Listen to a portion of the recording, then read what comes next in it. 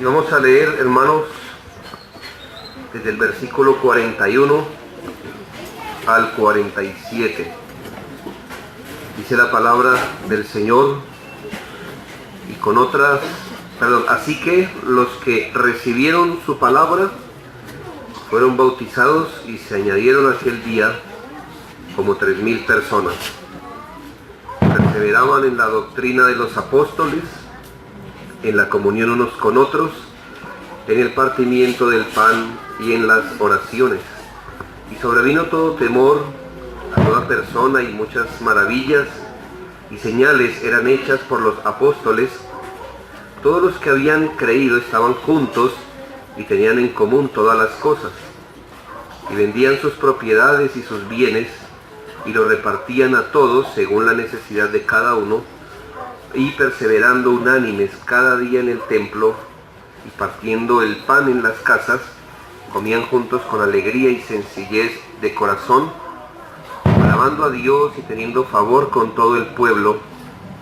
Y el Señor añadía cada día a la iglesia los que habían de ser salvos.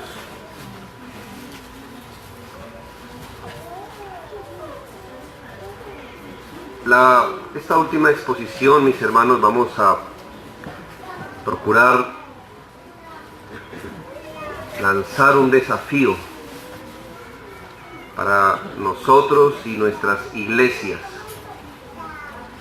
Queremos siempre volver al modelo de la palabra de Dios, al modelo de iglesia del Nuevo Testamento, a sus prácticas, a la manera como la iglesia, cuando recibió el Espíritu Santo, entendió que debía ser una iglesia.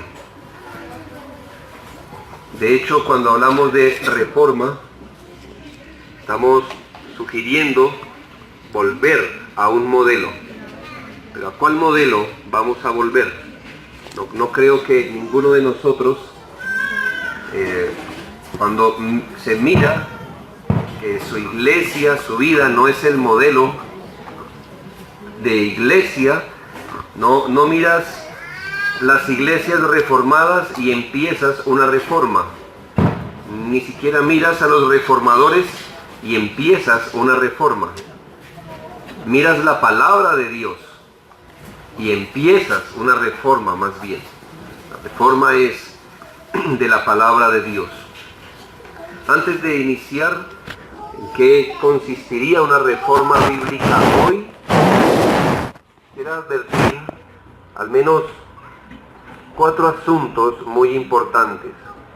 Antes de hablar positivamente de en qué consiste una reforma bíblica hoy, quisiera que advirtiéramos 4 peligros. Lo primero, cuidémonos de una reforma meramente intelectual. Hemos de cuidar nuestros conceptos y nuestras almas de pensar que la reforma, como ya hemos insistido tanto, consiste meramente en traer la doctrina correcta a nuestras mentes. La reforma tiene como meta hacernos un poco más entendidos o inteligentes. Debemos de cuidarnos de llenar solamente nuestras mentes con la información adecuada. Eso es loable, solo que no es suficiente como miramos. La iglesia debe progresar, esforzándose en tener un mayor conocimiento de las doctrinas. Eso es esencial, es necesario. Todo creyente debería ser un estudiante de la palabra de Dios, de sus doctrinas. No pudiera ser que algunas sectas tuvieran más conocimiento de sus doctrinas erradas que un creyente de las doctrinas bíblicas y de la sana doctrina. Solo que estamos diciendo que cuidado con el solo entendimiento intelectual, porque quizás solo por tener entendimiento intelectual el orgullo se puede inflar y darnos una seguridad carnal de andar en la verdad cuando solo la conocemos intelectualmente. No es reforma cuando sabes más y practicas menos. Cuando sabes debatir más, por ejemplo, pero tu familia es un desorden. Cuando sabes enseñar, pero tu vida cristiana y tu compromiso con la iglesia es mediocre, por ejemplo. Segundo, debemos cuidarnos de una reforma parcial o selectiva. ¿Qué queremos decir con esto? Que debemos huir de ese tipo de reforma, como decía el pastor Barajas, donde nos situamos como compradores de un supermercado. Cuando entras a un mercado, tú no estás obligado a comprar de todo lo que hay. Simplemente compras lo que necesitas o lo que te gusta. Y muchas veces algunas personas quieren de la reforma solo lo que ellos creen que necesitan o les gusta de la reforma. Hay un aspecto en la reforma, de hecho, que es muy atractivo. Creo, hay un aspecto de orden, de entendimiento que es muy atractivo. Pero hay otros aspectos donde en serio va a tocar negarnos a nosotros mismos y cargar la cruz. Y quizá muchas personas se vean tentadas simplemente a tomar de la reforma ciertas cosas y las que tienen espinas, desecharlas. Así que cuídese de una reforma parcial, incompleta o selectiva.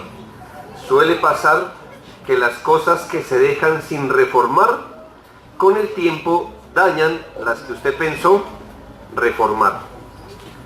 Tercero, cuídese con una reforma que no lo lleve a la piedad. Ya lo hemos dicho, pero debemos advertir de esa reforma que no nos hace gente más santa en nuestra manera de vivir. Lo que debería ser común es encontrar que entre más entendimiento Dios nos permita tener de la palabra de Dios, nosotros nos volvamos individuos más escrupulosos con respecto a nuestra vida. Antes hacíamos cualquier cosa sin meditarlo tanto.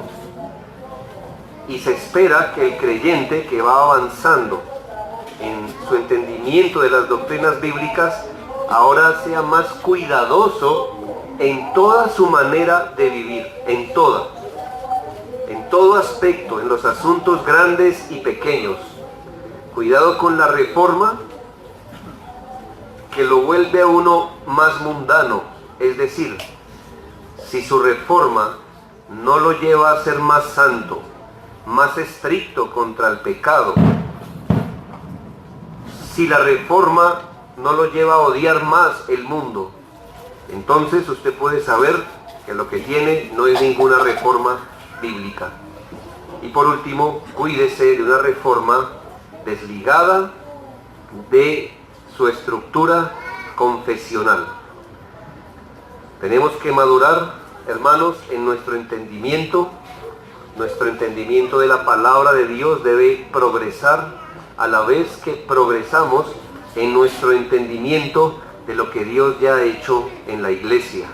Yo siempre animo a nuestros hermanos, no para llenar nuestro aspecto intelectual o como cultura, pero sí siempre es bueno que se haga de un buen libro de historia de la iglesia, no para que lo lea en una sola noche, será imposible, pero sí que regularmente usted esté al tanto de la historia de la iglesia, desde que los apóstoles murieron hasta hoy, cómo ha sido el desarrollo de la iglesia. ¿Por qué? Porque al estar leyendo no solamente la historia de la iglesia, sino la historia de nuestras doctrinas, estamos hablando de nuestra propia historia, de donde venimos nosotros.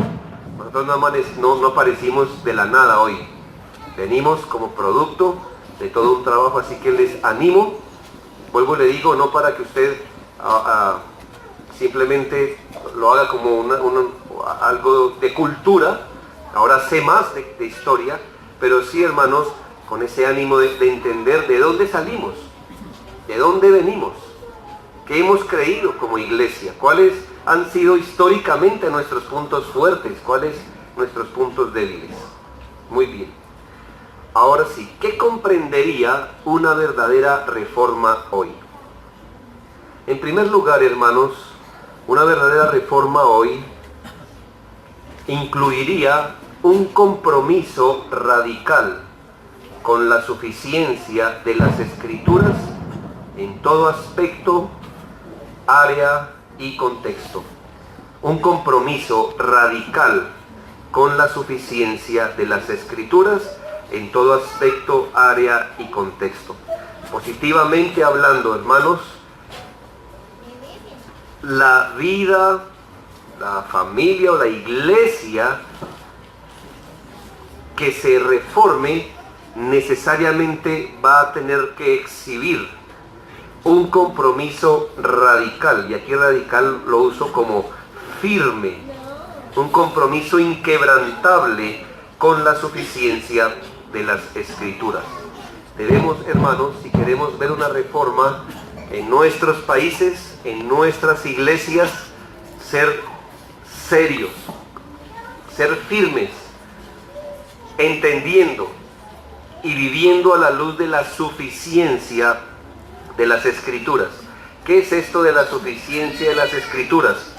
Ese entendimiento que nos dice que todo lo que necesitamos creer está en la palabra de Dios, y todo lo que debemos creer para salvación está en la palabra de Dios, y todo lo que debemos creer para vivir una vida que agrada a Dios está en la palabra de Dios. Fuera de la palabra de Dios no necesitamos otro recurso para entender el contenido de nuestra doctrina, de la salvación y de nuestra vida en el temor de Dios. No puede haber reforma, sencillamente no puede haberla sin este compromiso.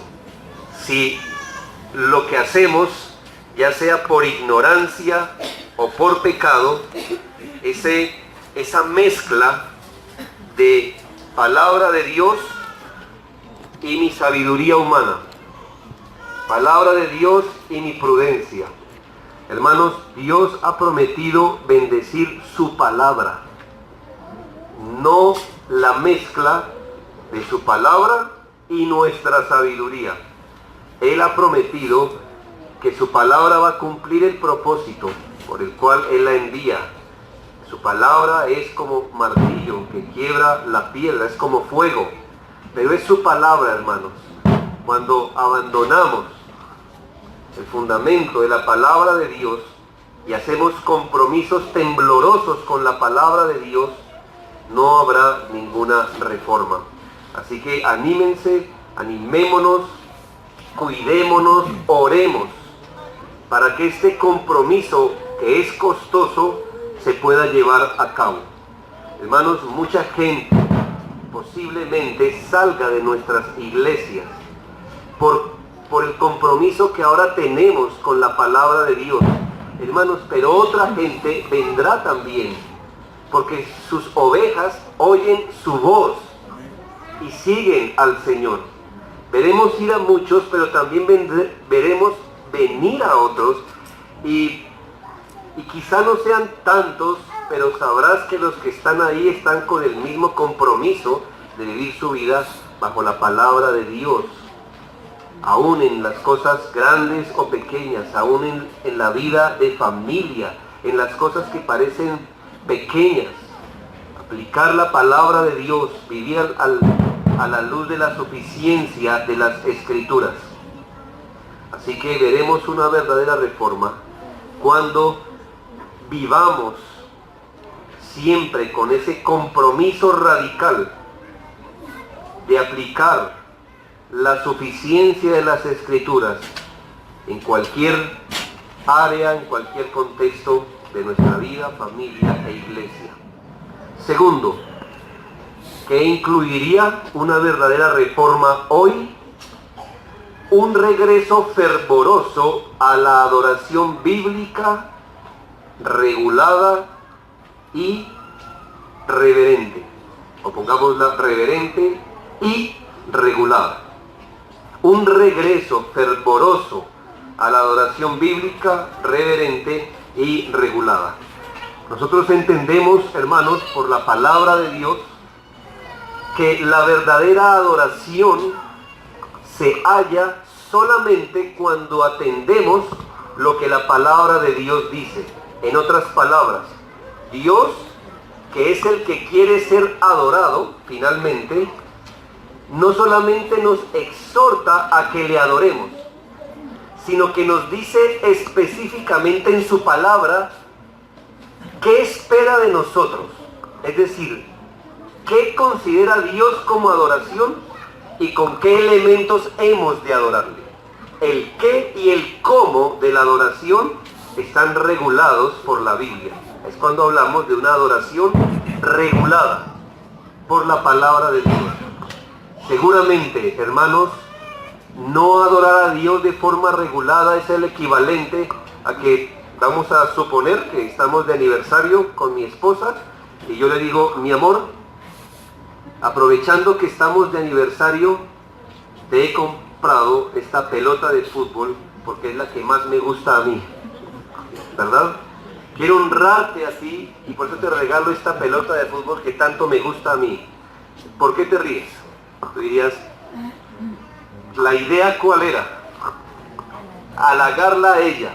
Pero encuentras muchos cristianos diciendo, yo adoro así porque así me gusta, así me siento bien, así y todo tiene que ver con ellos. Mira, la idea de la adoración no es satisfacernos a nosotros mismos. Yo sé que debemos adorar con gozo, yo sé que debemos adorar con reverencia, pero el fin de la adoración es que el Señor sea glorificado. Entonces no le puedes llevar lo que a ti te gusta, debes llevarle lo que a Él le gusta. ¿Y dónde encuentras lo que a Él le gusta? En la palabra de Dios. Eso es la que llamamos una adoración regulada.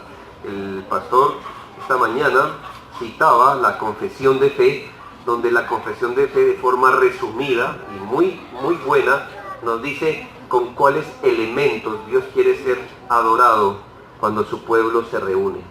Así que buen asunto para vivir la iglesia. Hermanos, no se cansen de adorar a Dios de forma regulada. No se cansen de sus himnos, no se cansen de entender más por qué cantamos lo que cantamos, de ir tras una adoración más profunda, más solemne. No se cansen de eso. La adoración regulada de una iglesia expresa mucho de lo que realmente se cree en la iglesia. Es decir, ¿quieres saber el concepto real que una iglesia tiene de Dios? No el teórico, no el que aparece en un papel. El concepto real que un individuo o una iglesia tiene de Dios, míralo adorando. La adoración es ese revelador que nos expresa cuál es el concepto real que una persona tiene de Dios. Por ejemplo, ¿qué te sugeriría una adoración muy liviana, muy jovial, muy de luces, de grupos, de asuntos muy informales? Ellos, aunque no lo creas, están expresando su verdadero concepto de Dios. Si esa es tu adoración, si esa es la forma como te acercas a Dios, nos estás diciendo qué concepto real tienes de Dios. Las iglesias o personas que adoran a Dios de forma jovial, liviana, informal, ese es el concepto que tienen de Dios. Un Dios jovial, informal, liviano. ¿Te has puesto a pensar? Quizá, yo sé que todos hemos echado a rodar nuestra imaginación, si hubiese sido un sacerdote del Antiguo Testamento, entrando con una ofrenda al lugar santo, ¿cómo hubieras entrado allí? Piénsalo. Si tú hubieras tenido la oportunidad de vestir vestiduras sacerdotales, llevando una ofrenda en tu mano, atravesando las cortinas del tabernáculo, ¿cómo hubieras ido?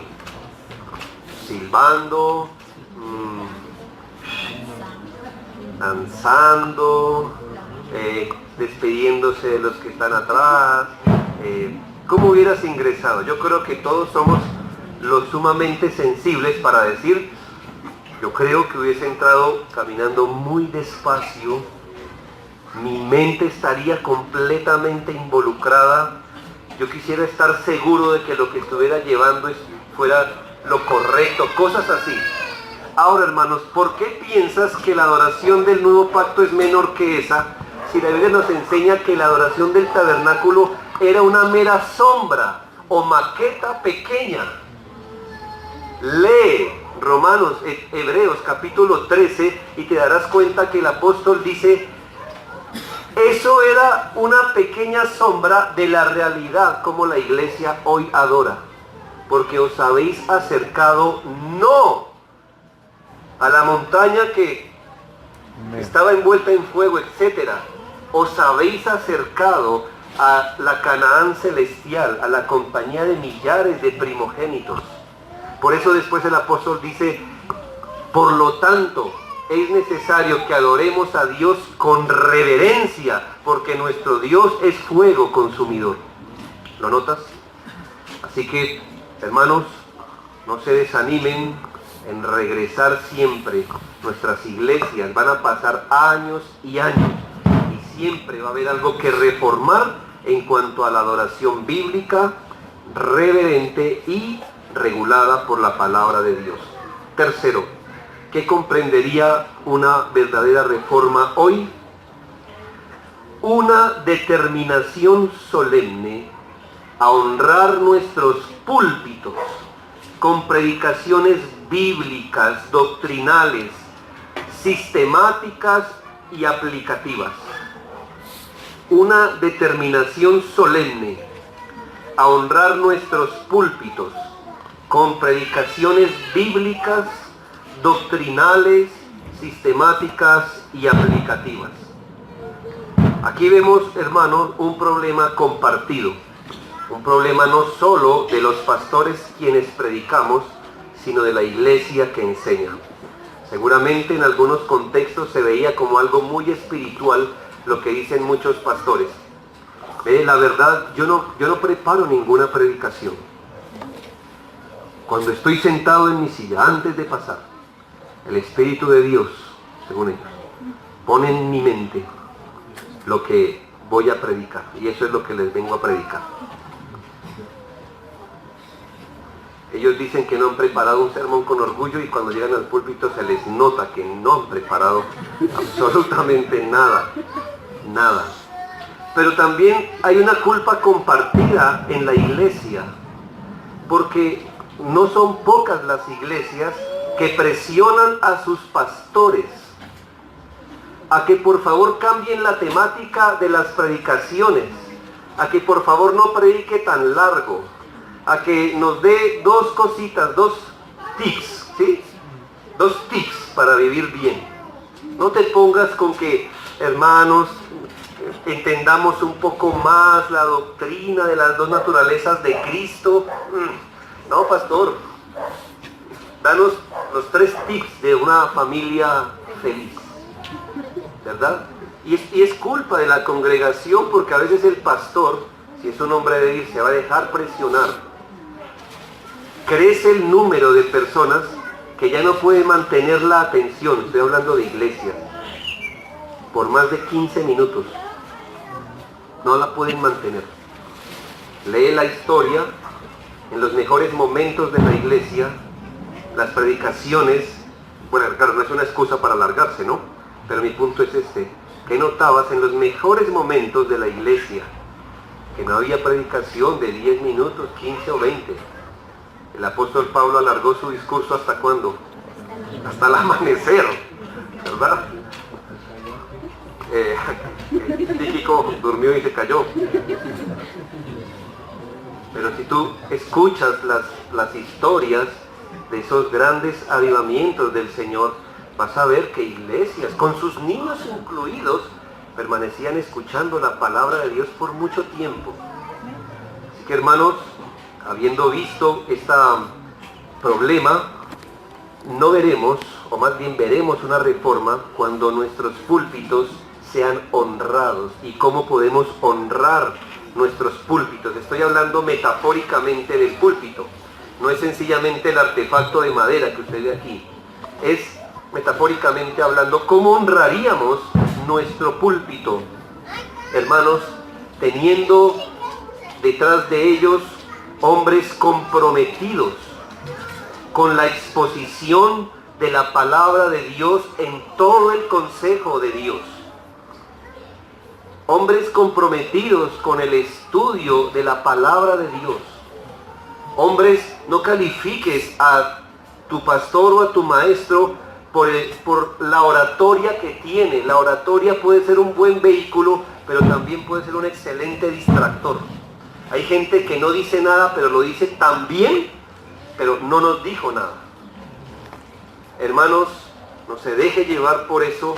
Nuestros púlpitos deben ser bendecidos por hombres comprometidos con la palabra de Dios, con ese tipo de predicación fiel a las Escrituras, sumamente doctrinal, porque esa es la sustancia del alimento, hermanos. Esa es en sí la vitamina que usted está tomando de cada predicación, con predicaciones sistemáticas, es decir, donde podamos apreciar todo el consejo de Dios, no solamente ciertos temas predilectos por el predicador, y predicaciones aplicativas. ¿Qué quiere decir eso, hermano? Que si tu pastor es un pastor fiel, muchas veces va a parar la predicación y te va a mirar y va a aplicar la palabra de Dios a tu vida. Y eso no es ninguna ofensa.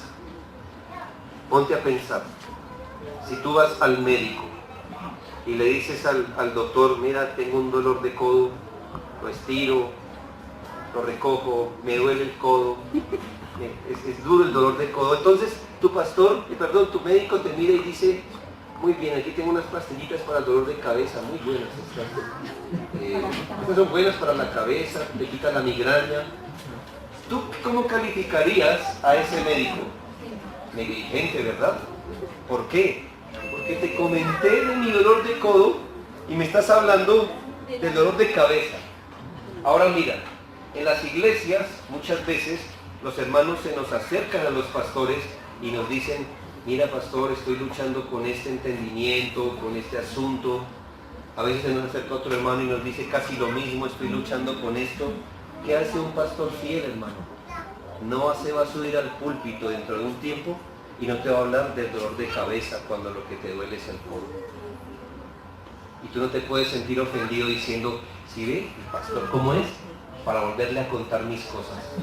Mis hermanos, si tienes una falencia en tu vida, ¿de qué quieres que te prediquen? ¿Me entiendes? Es nuestro bien tener pastores que nos conozcan, porque ellos pueden ministrar a nuestras vidas. Claro, yo entiendo que el púlpito no debe ser usado para hablar asuntos indiscretos, pero mi hermano, si estás luchando con la familia, si tu pastor ve que eso pasa en la iglesia, no es raro que él diga, hermanos, voy a hablarles del orden de Dios en la familia, y no te sientas ofendido. Es un pastor curando las heridas de sus ovejas. Eso hablamos con predicación aplicativa. El ministro, y debes saber, hermanos, ¿qué caracterizó a los apóstoles? Ellos que eran principalmente, eran predicadores. ¿Qué caracterizó a los reformadores? ¿Qué eran ellos?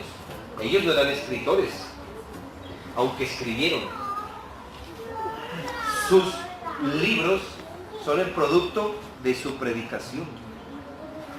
Así que no esperes de tu ministro que él sepa de todo menos predicar. Si es un buen ministro, él quizá no sabrá más cosas, pero predicar sí. Oremos para que nuestros púlpitos sean honrados con ese tipo de predicación. Cuarto, ¿qué más incluiría una reforma bíblica hoy?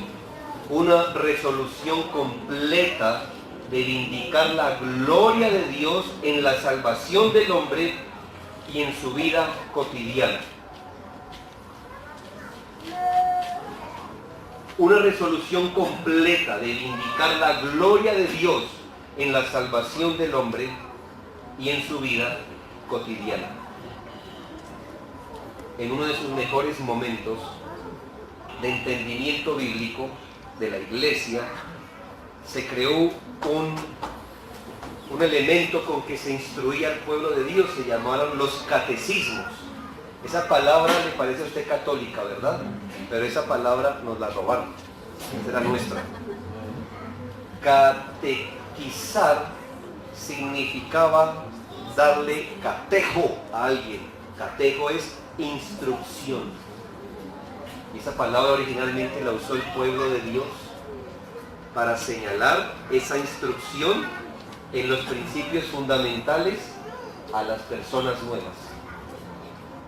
El Catecismo Menor, en la época de la Reforma, nos dice en su primera pregunta, ¿cuál es el fin principal del hombre? ¿Pudieras responder tú, como buen reformado? ¿Cuál? Glorificar a Dios Y gozar de Él para siempre. Muy bien. Hermanos, esa frase no fue que los reformados dijeron, ¿con qué introducimos nuestro catecismo?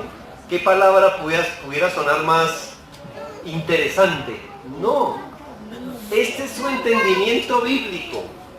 Cuando tomas lo mejor del entendimiento bíblico y lo exprimes, ¿cuál es el fin de nuestra existencia según la Biblia? ¿Cuál es el fin por el cual Dios salva a algunos y pasa por alto a otros y no los salva?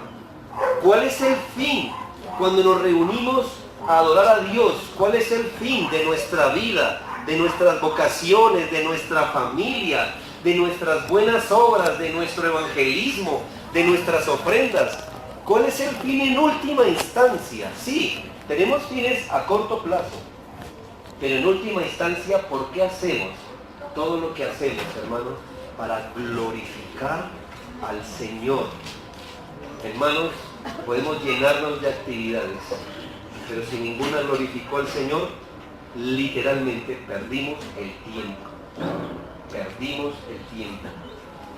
Hermanos, Dios debe ser glorificado en esta época. Dios debe ser glorificado en la salvación del hombre. Nosotros debemos estar muy claros en hablarle al hombre, el hombre individualista, el hombre egoísta de hoy, el hombre independiente de hoy, diciéndole lo siguiente: Dios no existe para ti, tú existes para Dios. Dios no es ese camarero, ese mesero cósmico que vive para las necesidades del hombre. Y entonces Dios existe para escuchar tu oración. Y tú le puedes pedir a Él desde un dolor de uña hasta la compra de una casa, porque Él vive para ti, para tus pequeños proyectos, para tus pequeños anhelos, para tus pequeñas necesidades. Es más, si este mesero cósmico se hace el sordo, tú puedes llegar a reclamarle lo que es tuyo. Hermanos, tenemos que vindicar la gloria de Dios en nuestras iglesias y decirle a los hombres: eso no es verdad. Dios no vive para ti, Él no existe para ti. Tú existes para Él. Tu salvación dará gloria a Dios, y si no crees en Cristo, aún tu condenación dará gloria a Dios. Dios ya era Dios antes que tú existieras. Y cuando tú mueras, Él seguirá siendo Dios. Dios no te necesita ni para ser más glorioso ni más misericordioso. Él puede vivir sin ti. De hecho, ya lo ha hecho. Pero tú no puedes vivir sin Él. Tú dependes de Él. Tú vives para Él. Son sus proyectos, es su reino, es su justicia lo que debemos perseguir. ¿Entiendes? Quítate del centro. No tendremos una reforma hasta que vindiquemos la gloria de Dios en la salvación del hombre y en su vida cotidiana. Aún, hermanos, como lo enseñó la reforma, todos ustedes no solamente son, o la mayoría de ustedes no solo son miembros de una iglesia, también tendrán sus trabajos particulares, sus vocaciones. Aún ellas, hermanos, aún ellas deben hacerlas para la gloria de Dios. Para eso fuimos creados. La gloria de Dios debe ser vindicada valientemente. Comunícale a la gente lo que acabamos de decir y verás que es uno de los mensajes más ofensivos que tú le puedes decir a una persona. Dios no vive para ti. Dios no vive para ti. Tú vives para Él. Y tú serás un trofeo de la gloria de Dios, ya sea de la gloria de su gracia, si eres salvo, o serás un trofeo de la gloria de su justicia, si te condenas. Quinto, ¿qué incluiría una reforma bíblica hoy? Un trabajo esmerado por ver nuestra iglesia conformada al modelo del Nuevo Testamento. Un trabajo esmerado por ver nuestra iglesia según el modelo del Nuevo Testamento en membresía, oración, gobierno, disciplina, comunión y sencillez. Son muchas cosas, yo lo sé. Pero ahí está, ahí van a estar los audios disponibles. En membresía, oración, gobierno, disciplina, comunión y sencillez. Si bien, hermanos, la reforma se pronunció contra los excesos y desviaciones de la iglesia institucional, no debemos concluir que los reformadores odiaron la iglesia. De hecho, cuando mires tu confesión de fe y la repases, puedes contar los párrafos con los que explican las doctrinas. Y te vas a dar cuenta, por la extensión de sus párrafos, qué doctrinas ellos consideraban muy intensas. Vas a la doctrina de las Escrituras, encuentras 10 párrafos explicando la doctrina. Ve, mira tu confesión de fe, la doctrina de la iglesia, con cuántos párrafos se explican. Y eso te va a decir el celo y el ánimo de los reformadores de ver las iglesias conformadas al modelo del Nuevo Testamento en todo lo que acabo de decir. Las iglesias bíblicas se conforman con una membresía oficial para distinguir los que son la iglesia de los que simplemente simpatizan o asisten a la iglesia. La iglesia del Nuevo Testamento era una iglesia de oración, sí, hermanos. La oración no estaba relegada a pequeños espacios. La iglesia del Nuevo Testamento se reunía a orar poderosamente. La iglesia del Nuevo Testamento tenía un gobierno definido, bíblico. No era un cuerpo amorfo donde nadie gobernaba, donde era un cuerpo que no se sabía cómo estaba organizado. Había un gobierno.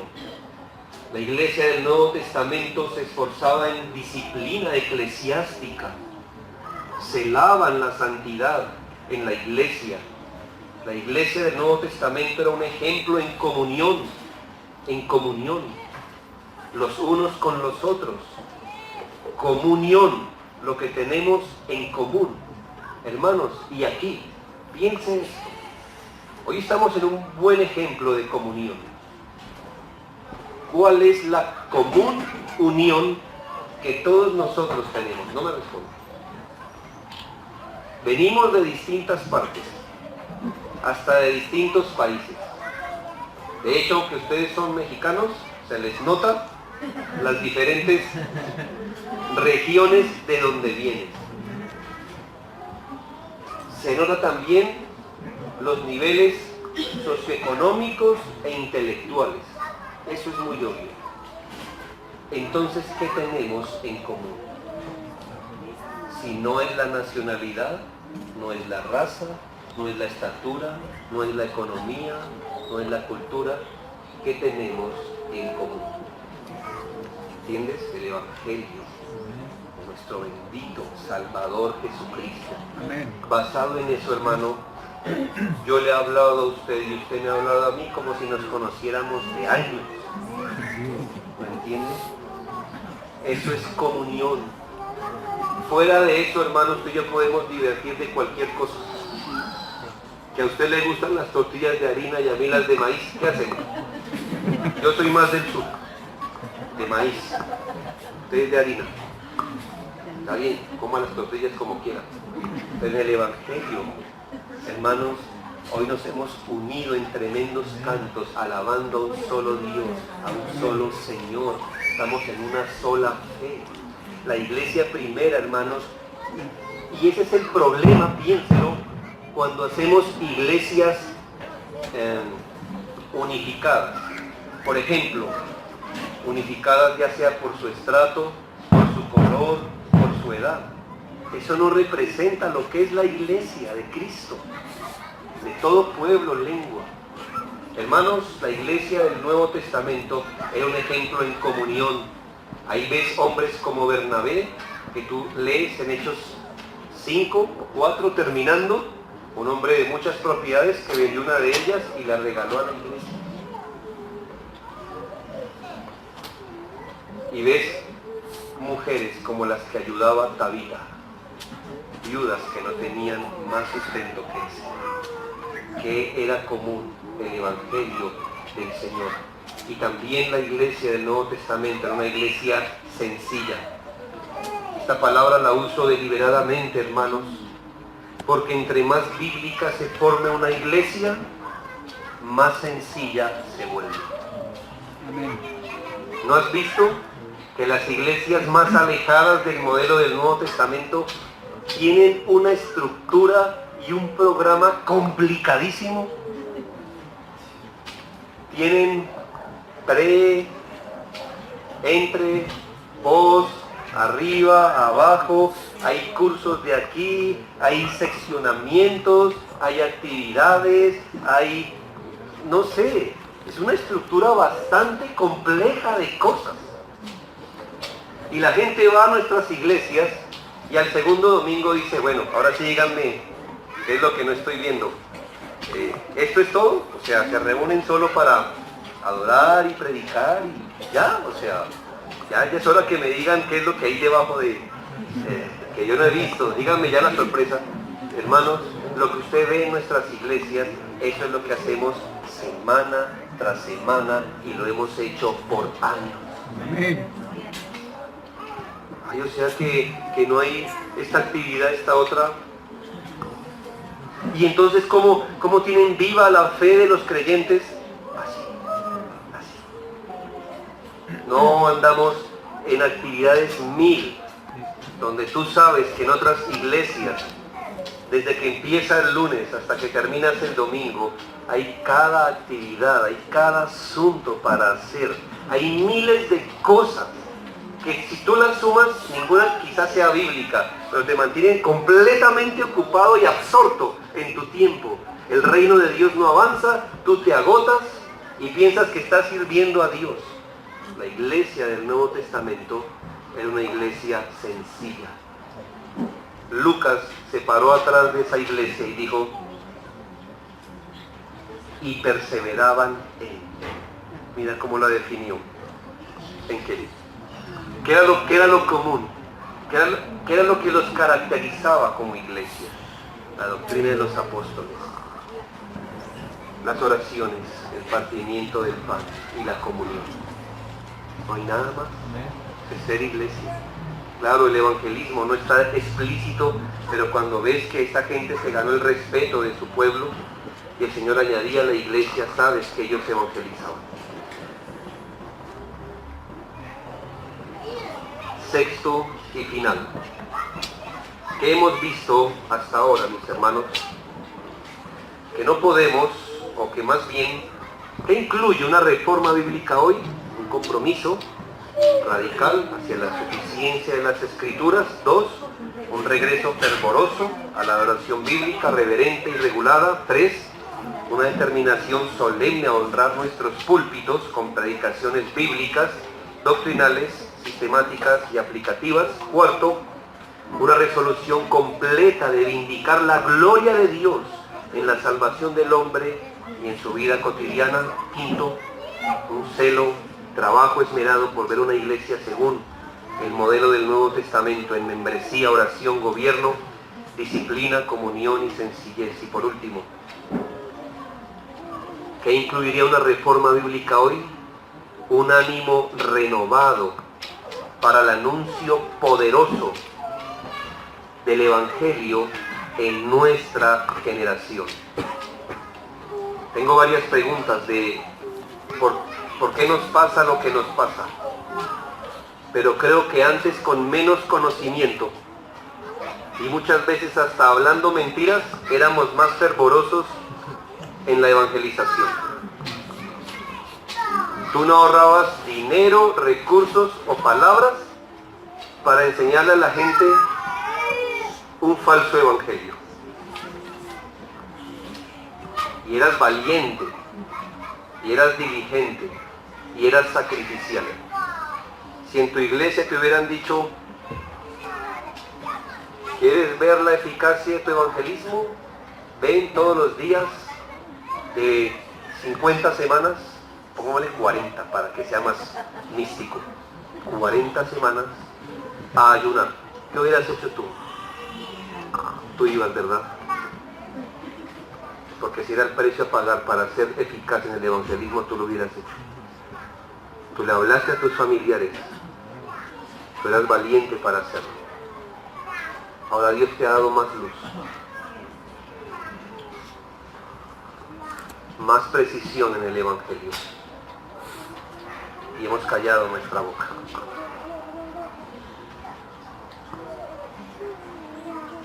Hermanos, eso no lo hacemos por ser reformados, eso lo hemos hecho por ser profundamente pecadores.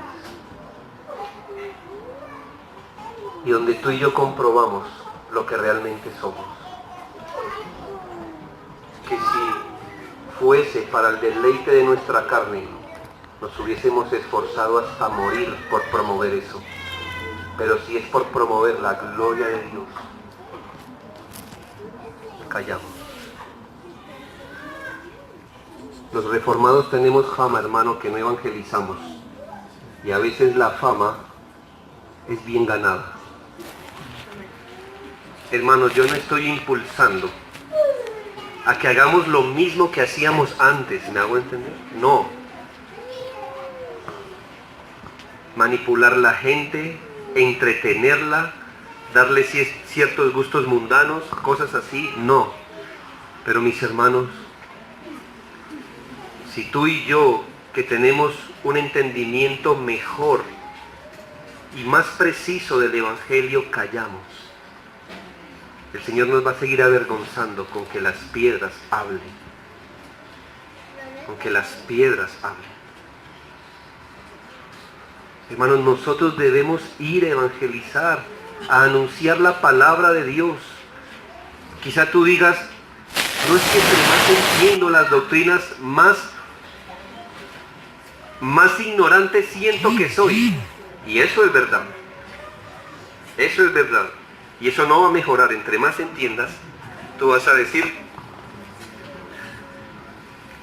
este es el borde de sus caminos y todavía parezco un niño aprendiendo.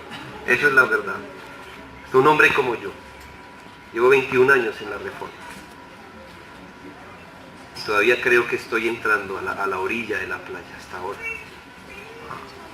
Pero yo te pregunto, hermano, ¿acaso evangelizar es dictarle una clase teológica a una persona? ¿Con qué conocimiento tú llegaste a la salvación que es en Cristo? ¿Con qué información el que te predicó te llevó a los pies de Cristo? ¿Con una clase de teología de 2 horas y media? Tú llegaste a Cristo con una información muy básica y sencilla. Y si tú llegaste a Cristo con esa información, ¿por qué crees que los demás necesitan otra información? La gente debe entender, hermanos, que son pecadores. ¿Puedes decirle eso a otra persona? ¿Puedes en tus propias palabras decirle lo que es pecado a una persona? ¿Puedes hablarle del Salvador con que ahora tú tienes una relación personal? ¿Puedes hablarle de la cruz de Cristo? ¿Puedes hablarle de algo llamado perdón de pecados? ¿Puedes hacerlo? Sí, puedes hacerlo. Así tú creíste. ¿Puedes hablarle de vida nueva? Él tendrá preguntas, muchas preguntas. Pero por ahora él tiene que saber que si no cree, se condenará en el infierno. Alguien valiente debió ir a ti y pasando por encima de sus temores, quizá te miró y dijo, yo no sé con qué argumento me va a salir pero yo tengo que decirle algo a él, y es que él es pecador y que debe creer. Hermanos, un hombre como yo le da gracias a Dios por un hombre que ni conozco. El día que hace más de 50 años golpeó la puerta de mi abuelo, un militar en Colombia. Y la región donde él se crió tienen fama de ser muy bravos. Militar y bravo. Católico romano a convicción. Por poco es sacerdote. Y yo no sé qué impulsó a ese hombre a golpear allí, conociendo a mi abuelo quién era. Y le digo, Señor, usted necesita a Cristo y arrepentirse de sus pecados. Vamos 4 generaciones de creyentes en la familia.